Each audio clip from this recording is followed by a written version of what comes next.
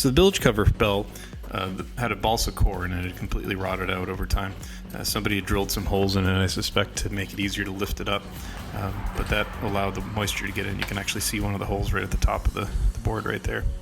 I thought about ordering some balsa sheet and putting it in there, but I had fiberglass on hand and these dowels are pretty cheap.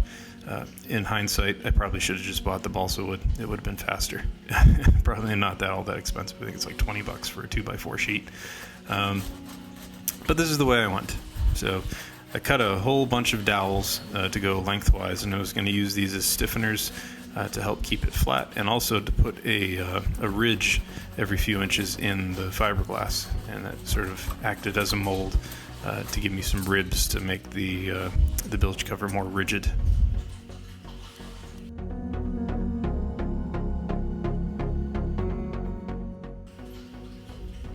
So here I'm just laying out spacing so that I get a fairly even distribution of the dowels across the bottom of the bilge cover.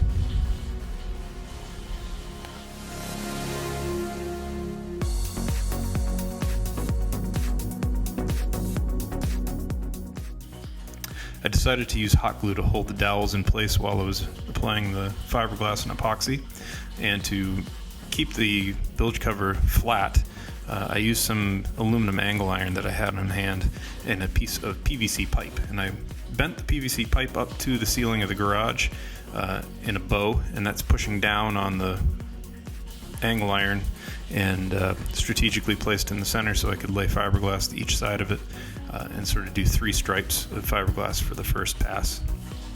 So we cut the fiberglass to width, made a whole bunch of layers of this, and then epoxied it down slowly.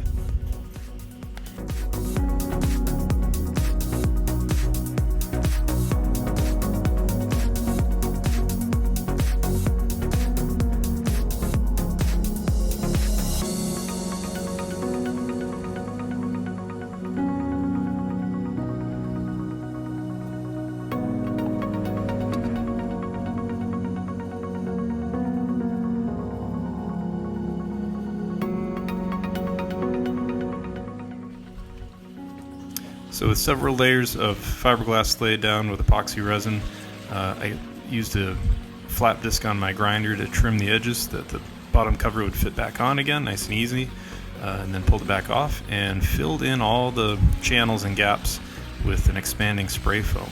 This is just a simple gap and crack. I probably should have got the window and door stuff because it doesn't expand as much, it doesn't have as much lifting power.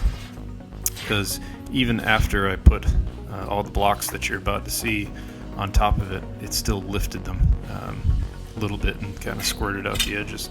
Not the end of the world, because it fits in the boat still with a little bit of a recess below the surrounding cabin sole. So all in all, seems pretty successful. Seems to be pretty rigid and holding up to us walking on it so far.